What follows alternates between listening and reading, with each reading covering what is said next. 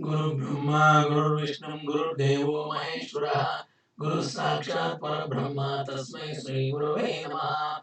Om Gananam Tva Ganapatigam Vamahe Kavim Kavinam Bhavashravasnavam Jeshtarajam Brahmanan Brahmanaspata Anushranoti Visedat Sadhanam Om Mahaganadipataye Namaha Hari Om Om Keshvaya Namaha Om Narayana Namaha Om Madhvaya Namaha Om Govindaya Maha, Om Vishnuve Maha, Matsudaya Maha, Trivikramaya Maha, Vamanaya Maha, Sridharaya Maha, Rishikeshaya Maha, Padmanabhaya Maha, Damodaraya Maha, Sankarshnaya Maha, Vasudevaya Maha, Pradyumnaya Maha, Niruddhaya Maha, Purushottamaya Maha, Dokshnaya Maha, Narasimhaya Maha, Achyutaya Maha, Janardhanaya Maha, Upendraya Maha, Hare Maha, Sri Krishna Amba Parameshwari Akil Amba Parameshwari Akhilandeshwari Adi Parashakti Palayama Adi Parashakti Palayama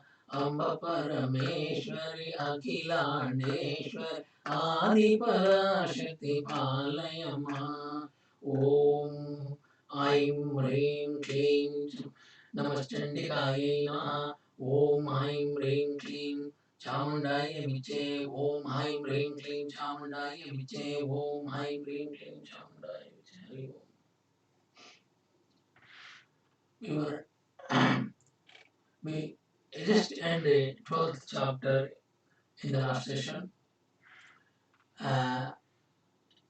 In the first skandha, 12th chapter, birth of Pururava has been description was given.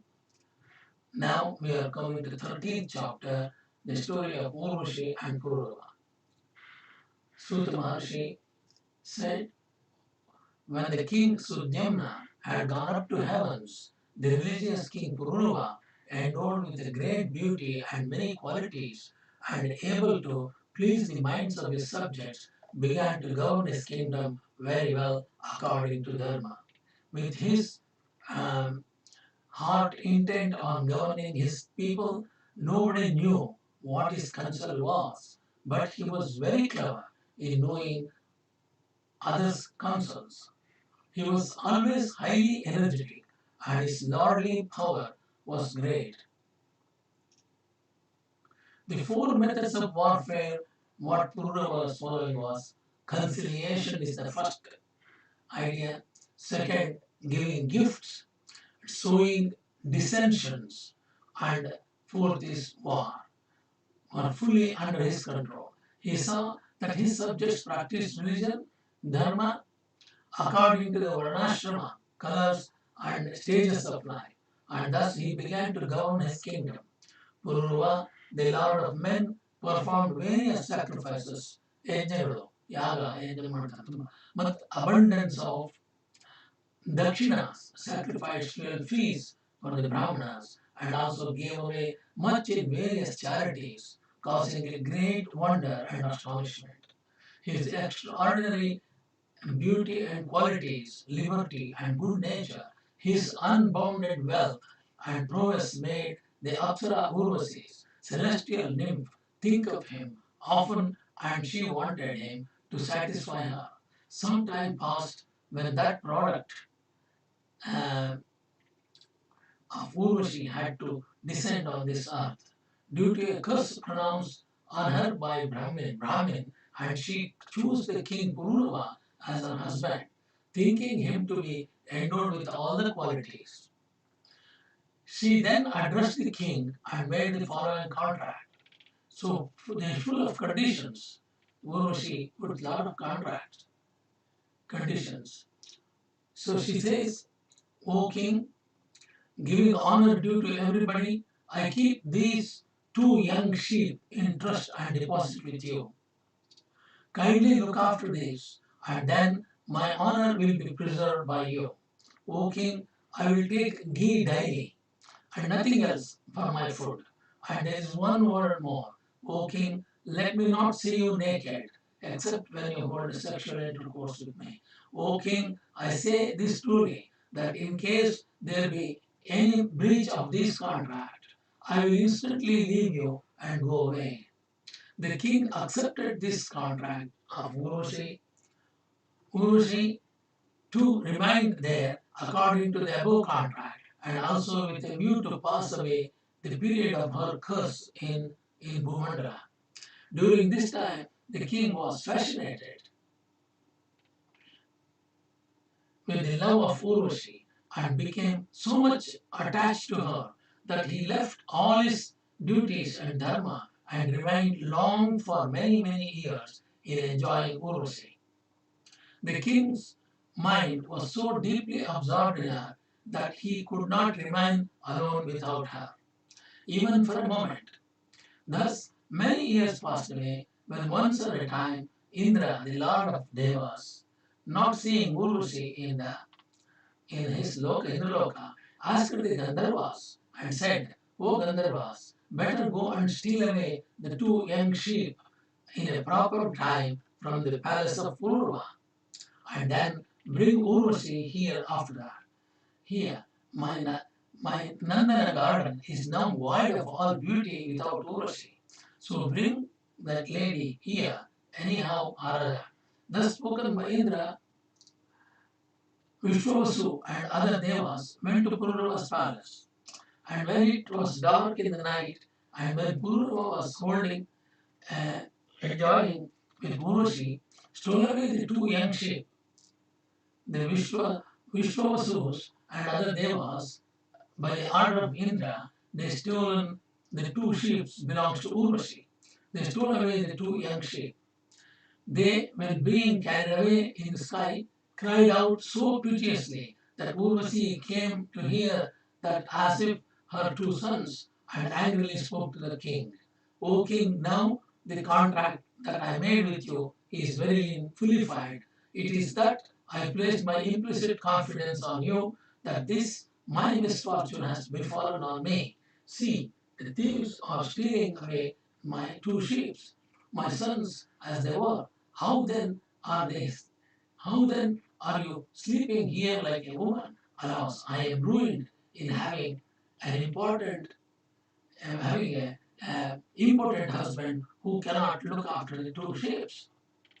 Where are my two young sheep today that are dearer to me than my life? Thus seeing Urvashi crying, the king Pururava, the lord of the universe, ran after the Gandharvas instantly, without any sense as it were, left him naked. The Gandharvas then cast rays of lighting in the room, and Urvasi, willing to leave, saw the king naked when the Gandharvas left the two young sheep there and went away. The tired king brought the two sheep back to his house in the naked state. Then Urvasi too, seeing the husband naked, went away immediately to Devaloka. Seeing Urvasi going away, the king wailed very much with a very grievous heart. Then, being very much bewildered by the bereavement of Urvasi, with his sense of beyond control, and deluded by passion, wandered about in various countries, crying and giving vent to sorrow. Thus, wandering all over the globe, he came once to Kurukshetra and saw Urvashi there. Then, with a gladdened face, said, O beloved, wait for a moment. My mind is all absorbed in you. It is quite innocent and submissive to you. So you ought not to forsake me in such a dire, difficult time. O Devi, for the sake of you, I have travelled very far. O beautiful one, the body that you embraced before will now, forsaken by you, fall here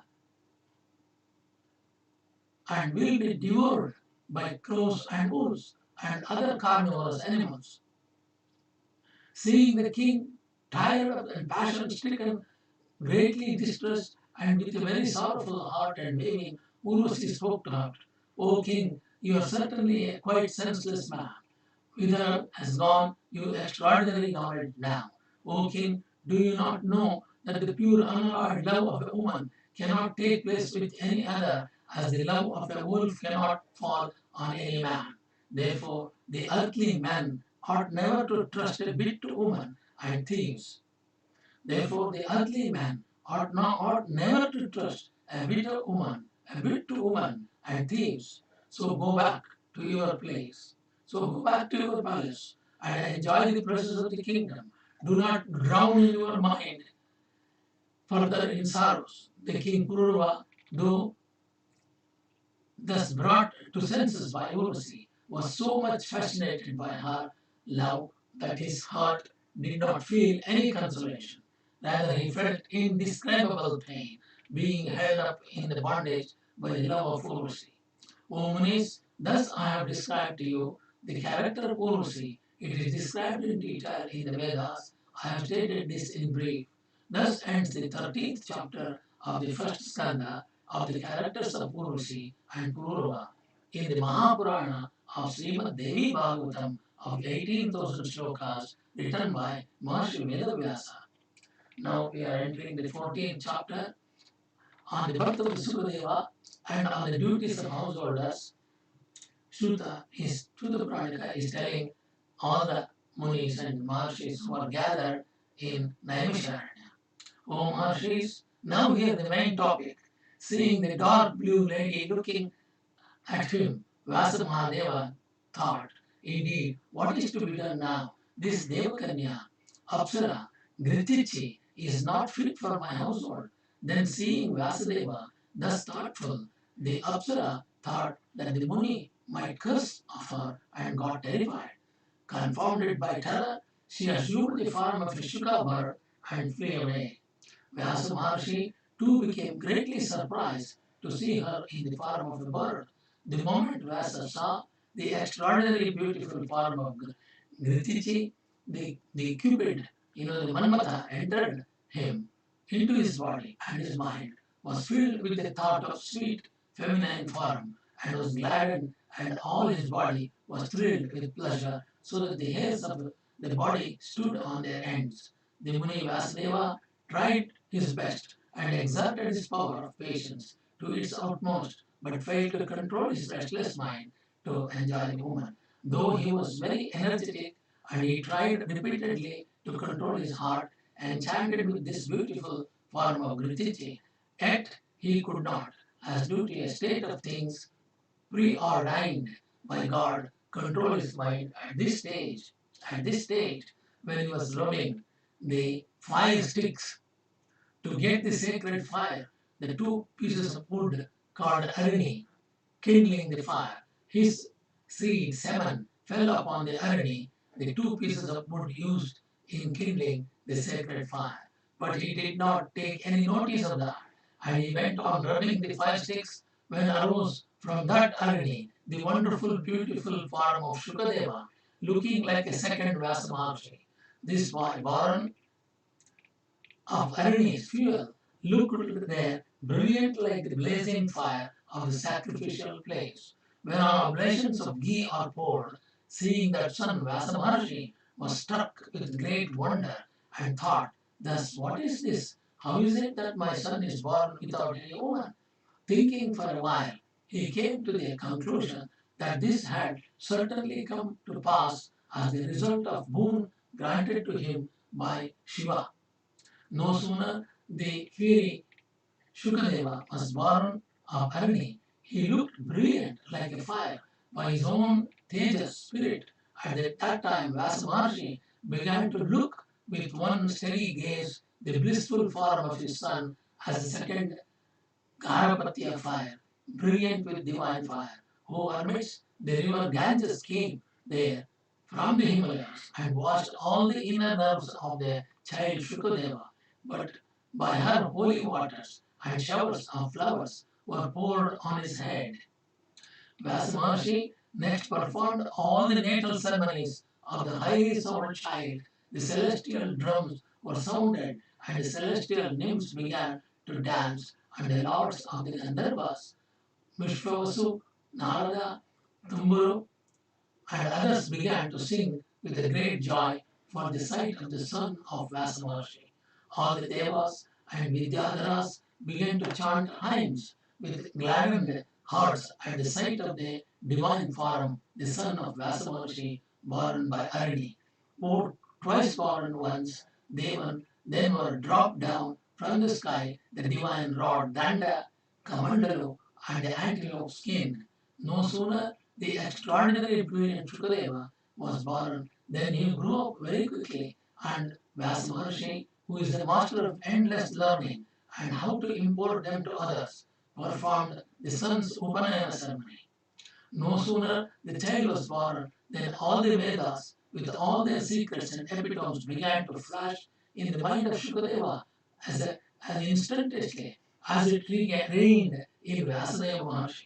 O Munis, Bhagavan Vyasdeva gave the name of the child as Shuka, as during the moment of his birth he saw the form of Griche and Gritachi in the form of a Shuka bird. Shuka then accepted Brihaspati as his guru and began devotedly with his whole head and heart to perform duly the brahmacharya vow, the life of studentship and celibacy, and the heart to perform duly the brahmacharya vow. The Munishuka remained in the houses of Guru, the Brihaspati Guru, in Devaloka, and studied the four Vedas with their secrets and epitomes and all the other Dharma Shastras, and gave dakshina to his Guru Brihaspati duly according to the proper rules of Dharma, and returned home to his father Krishna Dvaipayana Vyasa Maharshi. Seeing his son Shuka, Vyasa Maharshi caught up and received him with a great love and affection and honor, and embraced him and took the smell of his head.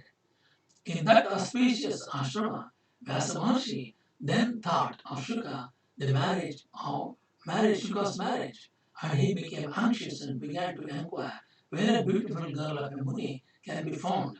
And he spoke to his son, O highly intelligent one, you have now studied all the Vedas and Dharmashastras. Therefore, O sinless one, better marry now.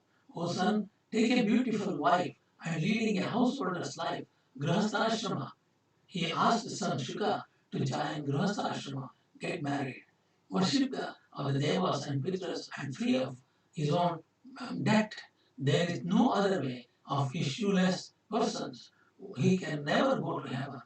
As, O highly fortunate son of mine, now enter into the life of a householder and make me happy. O highly intelligent one, I have big expectations from you. Now try to fulfill those expectations. O greatly wise Sukha, after a very severe asceticism, I have got you who are verily a Deva born without any womb. I am therefore your father, save me. When Vyasa Maharshi spoke thus to Shuka, making him sit close by, the highly dispassionate Shuka Maharshi, Shukadeva, at once made out that his father was terribly attached to the world and replied. So Shuka is telling Vyasa Maharshi, O knower of Dharma, you have, by the power of your great intelligence, divided Veda into four parts. Why are you therefore advising me so now? I am your disciple, so give me a true advice. Certainly I will obey your order. At this opportunity, Vyasa Maharshi said, O son, I got you after I had performed a very severe tapasya for 100 years and worshipped Bhagavan Shankara in the sole object of having you. O highly wise one, I will ask something and will give you sufficient wealth for your family expenses so that you, having attained this much, desire a youth, enjoy the householder's life. Hearing these words of the father of Sukadeva, son Shuka is telling, O father, kindly say this to me. What pleasure is there in this earth that is not mixed with the pain? The happiness that is mixed with the pain is not called happiness by the wise. O highly fortunate one, when I will marry, I will become certainly submissive to the woman. See then how happiness can be possible to one who is dependent, especially to one dependent on one's wife. Rather, freedom can be obtained one day when one is tied up to an iron or a wooden pillar, but never freedom will come to that man who is tied up by his wife and children. As the body of man is full of urine and feces, so is the body of the woman. The more so, when I am born of no womb, how can I find happiness there? Not only in this birth, but in my previous birth too, I had no desire to be born of any womb. How can I desire now to enjoy pleasure of urine and feces in the face of the bliss of self that has got no other bliss equal to? The high-souled persons, they find the high-souled persons that find pleasure in themselves never go after the sensual pleasures of the objects of enjoyment. When I studied first the Veda in detail, it struck me that the Vedas dealt with the Shastra of Karma Marga, the way of action, and it is all full of himsa, injury to others. Then I took Brahaspati as my guru to show him the way, the true wisdom. But soon I found that he too was attacked with the dreadful disease of avidya, ignorance, and plunged in the terrible ocean of world full of maya. So it became quite clear to my mind, how would he save me? If the physician is be diseased himself, how can he effect cures to other diseases?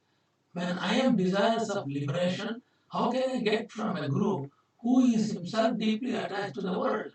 How can such a one treat my case to free me from the disease of attachment to this world?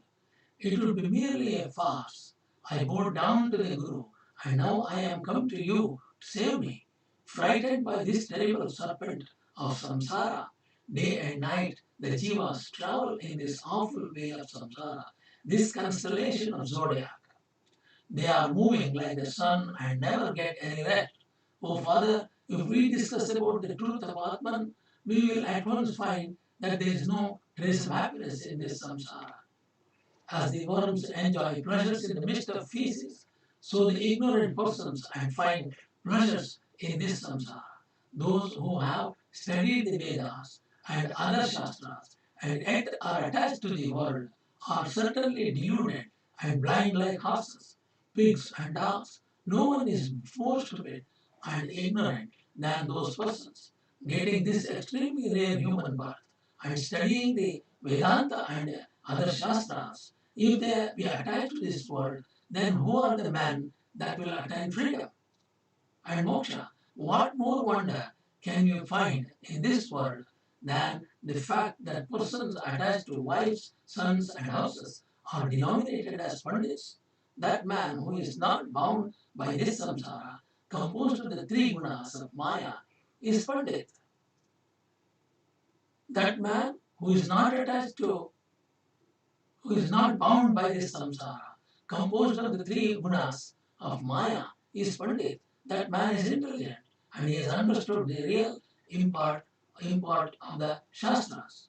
What use can there be in studying the Shastras in vain that teach how to bind men more firmly in this samsara full of Maya? That Shastra ought to be studied, which tells how a man would be liberated. The house is called Griha because it catches hold of a man firmly. So, what happiness can you expect from the house which is like a prison? Oh, Father, I am therefore afraid. Those pandits are certainly stupid and they are certainly deceived by the Creator, who, having the birth even of a man, become again imprisoned. Hearing these words of Shukadeva, Vyasa Maharishi spoke as follows: O son, the house is never a prison, nor is it because of any bondage. The householder whose mind is unattached can get moksha in spite of his being such truthful, holy, earning wealth by just means and performing according to the rules, the rites and ceremonies as stated in the Vedas. And doing shraddhas duly, a householder can certainly get moksha. See a man who is a brahmachari, who is an ascetic, who is a vanas, who is a vanasprasthi, Vanaprasthi, or follows any other method or vow, all have got to worship the householder after midday. The religious householder, too, welcomes them all with sweet words and gives them food with great love and respect, and thus does them an amount of good. For this reason, the householder's stage is the most excellent of all, and I have not seen or heard of any other ashrama superior to it. For this reason, Vasishtha and other acharyas resorted to the householder's life in spite of their being endowed with a great wisdom. O highly fortunate one, if one performs duly the rites and ceremonies of the Vedas, as described in the Veda Shastra, there is nothing that is impracticable to him. Be it the birth in a good family, or in the enjoyment of heaven's say, or be it moksha, whatever desires, it is fructified to success. Also, there is no such rule that one will have to remain in one and in the same ashrama throughout his life. The Pandits who knew Dharma say that the pupils can go from one ashrama to another. Therefore, O child, accept Agni, the householder's fire, and try your best to do unremittingly your duties.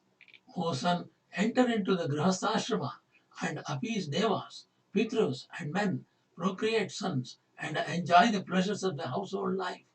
When old age will come, quit the house and take up the Vanaprastha ashrama, the third stage, and go to a forest and perform the excellent vows, and then take up the dharma of the sannyasa, renunciation of everything.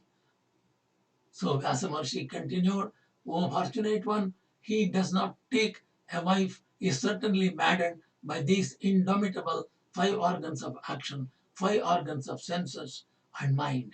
Therefore, the makers of the Shastras say that to save oneself from the pernicious influences of these vicious senses, one is to take wife during his youth time and then be engaged in performing tapasya during his old age.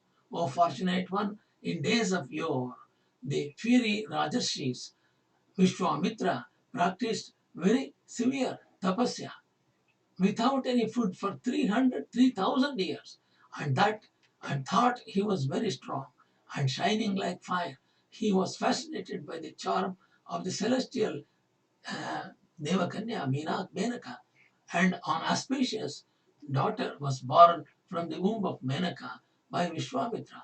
My father Parashara, though a great ascetic, was struck with the Manmata arrows at the sight of the daughter of the fisherman named Kali and accepted her in the boat. What more than this, that Brahma, seeing his own daughter Sandhya, was struck by his passion and ran after her when Bhagavan Rudradeva made him unconscious by his hunkar sound and made Brahma desist from the attempt. So, O fortunate one, take my word. Take my word, pregnant of good issues, and marry a lady born of a good family, and follow the path presented in the Vedas.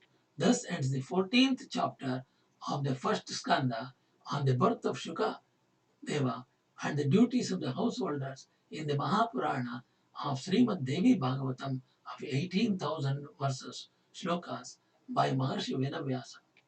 Now the chapter 15th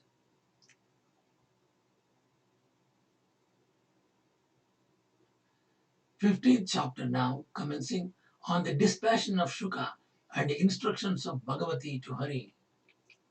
Hearing these words of Vyasa Maharshi, Shukadeva said, O father, I do not like at all to take a grahastha ashrama. As I see clearly, it fastens men as a cord fastens animals, and a source of incessant pain. O father, where can you expect happiness from a grahastha who is always loaded with anxiety, how and whence to get wealth? And those who have greed for wealth oppress their poor relatives even and extort money. Even one who is the Lord of the three worlds, who is there Indra, he also is not so happy as a beggar that has no desires. See then, who else can be happy in this world as a grahastha? Whenever an ascetic is seen to practice severe asceticism, Indra, the lord of devas, becomes anxious and sorry and raises various obstacles in his way. See also, Brahma is not happy with his big samsara, his creation, which is his house. Bhagavan Vishnu, though he has got his beautiful Kamala, the Lakshmi, the presiding deity of all wealth and prosperity, is always having problems, suffering, since he is incessantly engaged in fighting with asuras. And though he is the husband of Lakshmi and full of prosperity, he practices almost every now and then terrible asceticism with great care and earnestness, and also follows tapasya. So who else is there who is possessed by constant happiness? I knew, I know also Bhagavan Shankara too suffers incessant troubles and has to fight against the Daitya.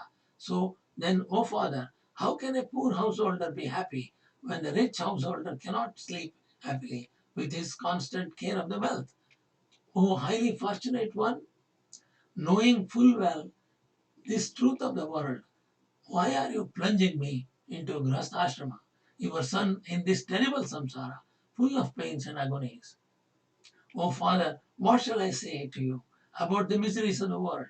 There is a pain in birth, there is a pain in the old age, there is a pain in the death, and pain in the life, and the womb full of urines and feces, but the pain arising from desire and greed is more terrible than all the pains mentioned above. And then the pains experienced while asking for them are greater than the pangs of death. Alas, there is no other way for the Brahmins to earn their livelihood than to accept gifts from others. Therefore, the Brahmanas have to suffer daily death-like pangs in having to wait in expectation from others.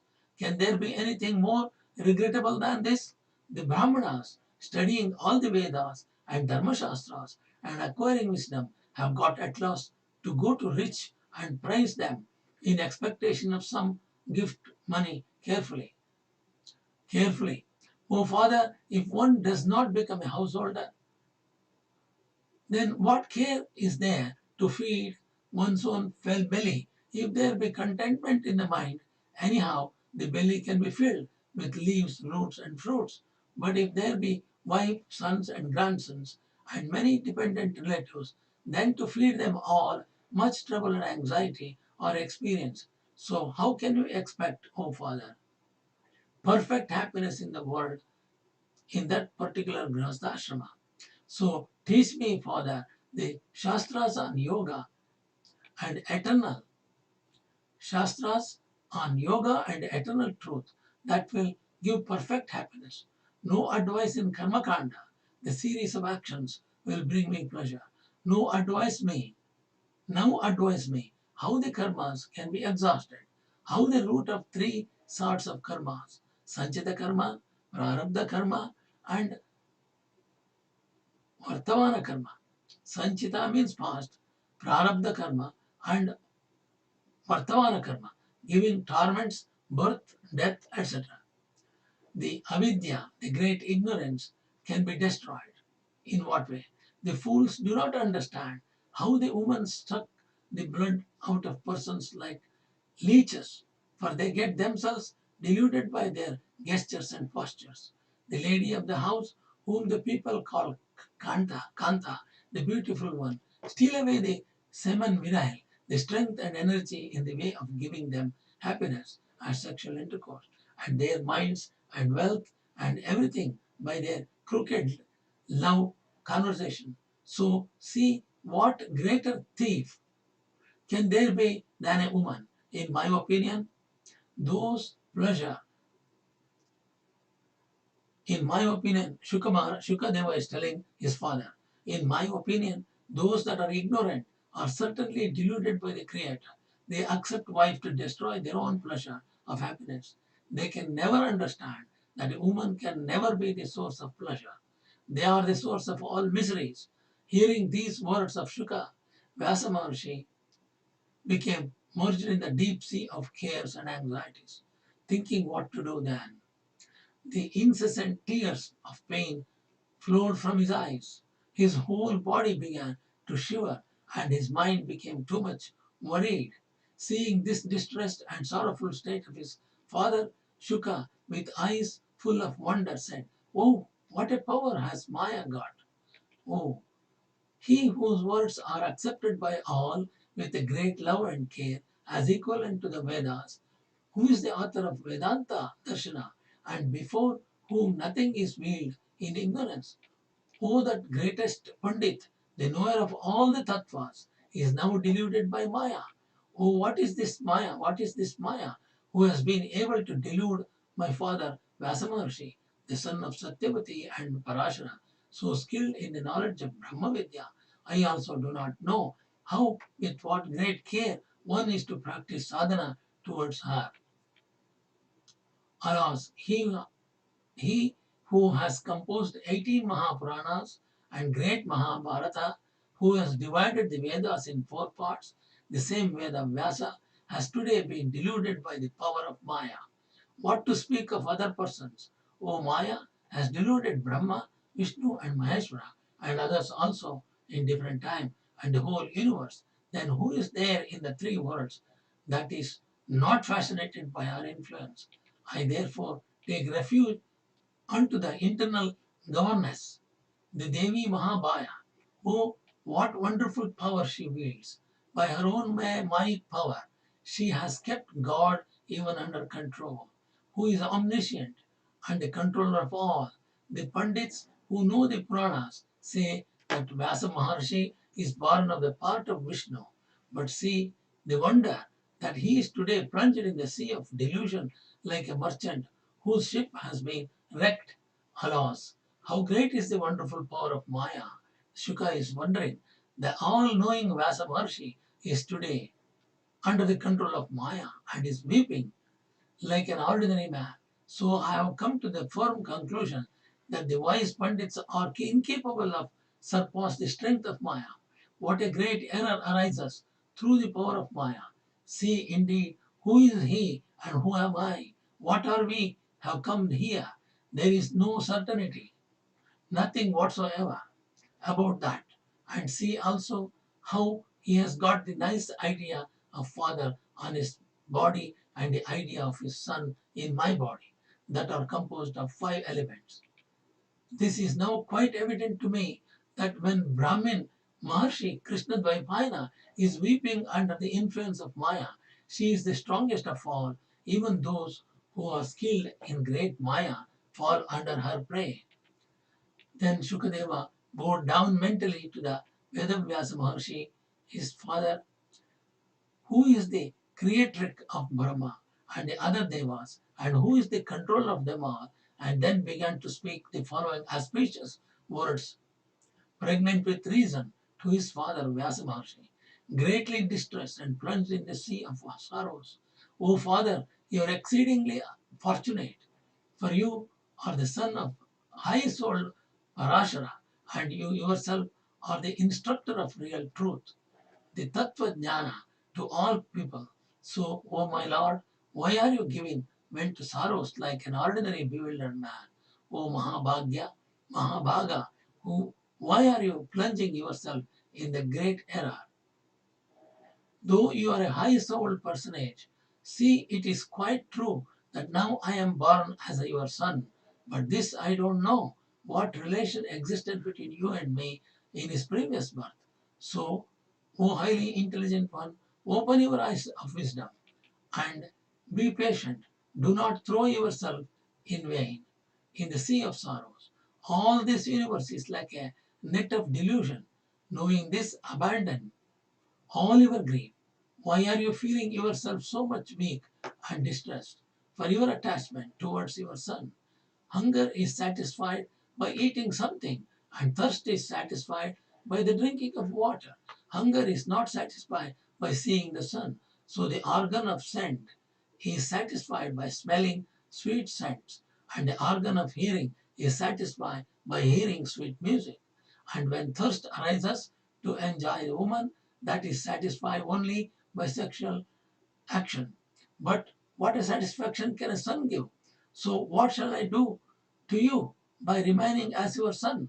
The son, in fact, is not the cause of any satisfaction to oneself. For this reason, in ancient days, the poor Brahmin Ajigatta gave his son to the king Harishchandra for necessary equivalent price in money, who wanted a man for his sacrifice, where human beings are to be sacrificed as victims. In fact, those things that are urgently required as necessities give happiness. And all these articles can be obtained by wealth. So if you want to enjoy happiness, then earn money. Of what use shall I be to you as your son?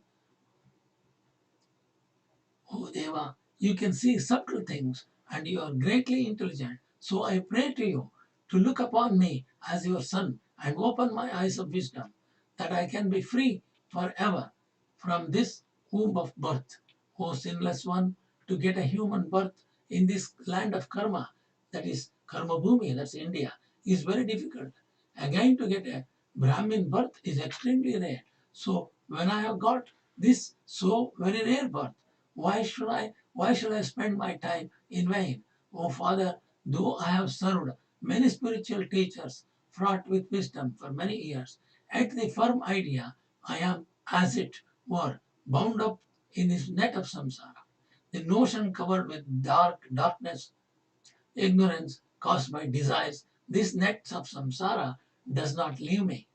When the son Shukadeva of extraordinary power and intelligence spoke like that, Vyasa Maharishi saw that his son was strongly inclined to take to the four ashramas, that sannyasa, and spoke thus: O son, if your mind has become so, then read Bhagavath Purana, composed by me, highly auspicious, voluminous, and second Vedas.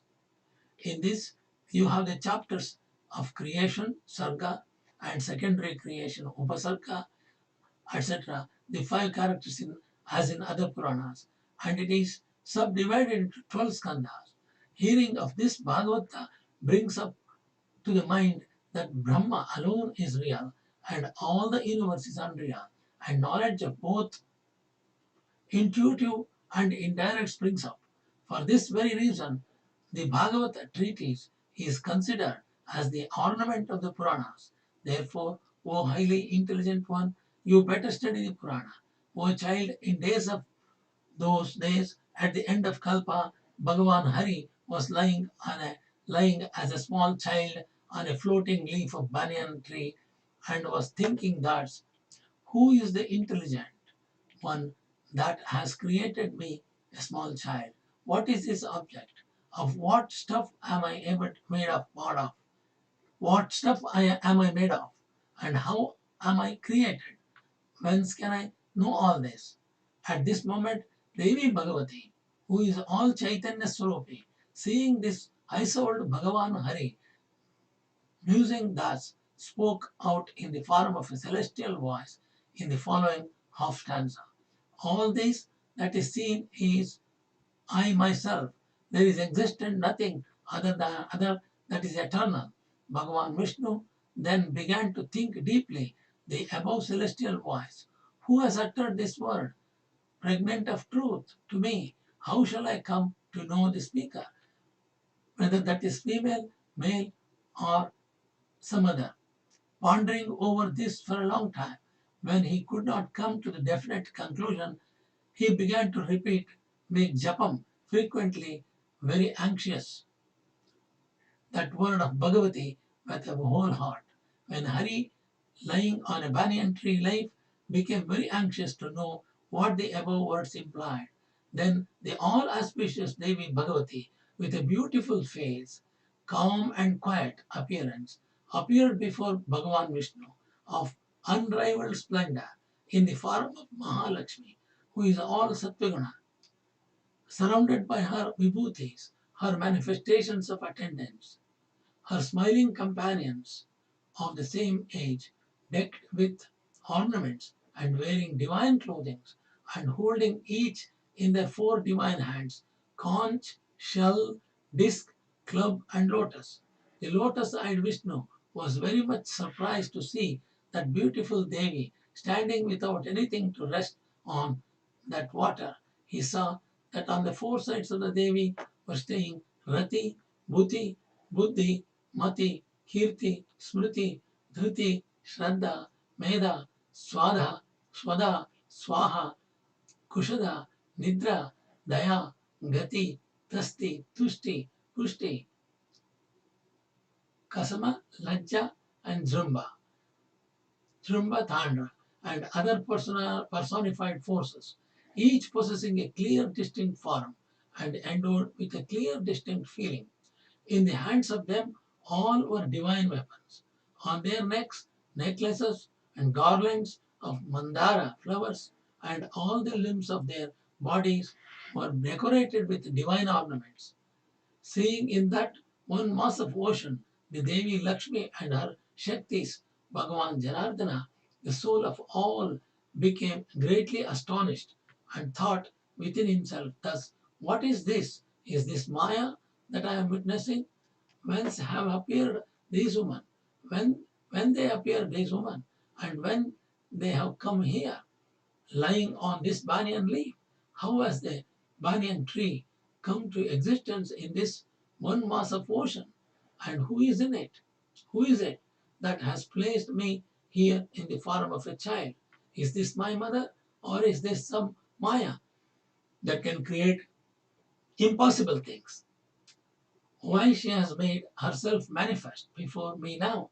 Or is there some hidden motive that she has appeared thus? What ought I to do now? Or shall I go to some other place? Or shall I continue remaining here in this form of the child, silent and with vigilance? Thus ends the 15th chapter of the first skandha on the dispassion of Shuka and on the instruction of Bhagavati to Hari in the Mahapurana Sri Mad Devi Bhagavatham of 18,000 shlokas by Maharishi Veda Vyasa. So we concluded 15th chapter. We are going to study the 16th chapter of the first book next session.